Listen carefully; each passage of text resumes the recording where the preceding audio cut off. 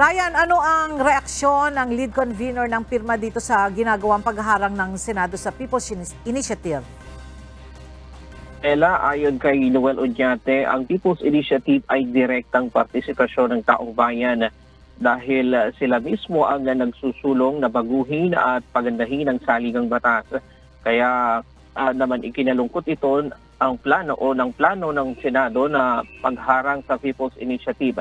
Matatandaan, Ella, na pumirma ang mga senador sa isang manifesto ng kanilang mariing pagtutol dito.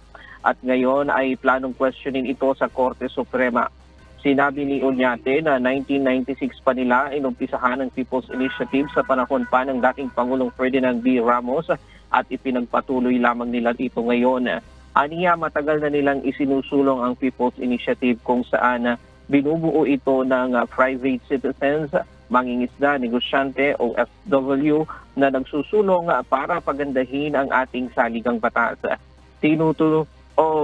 Tinutulungan din sila ng mga volunteer at iba pang mga tao na ibig ng iba't ibang sektor ng lipunan para sa kanilang pangangalap ng pirma para agad na maisagawa ang plebisito kapag nakuha na nila ang pirma na kinakailangan na mahigit 8 milyon na registered voters.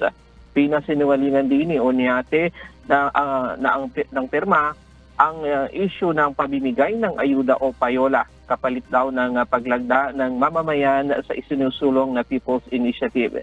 Itinanggi naman ng pangalan ni Oñate o napangalanan ang mga contributor at volunteer ng pirma dahil puro daw ito pribadong tao. Yan muna ang latest mula dito sa Maynila. Balik sa iyo, Ella. Maraming salamat, Ryan Lacanlale.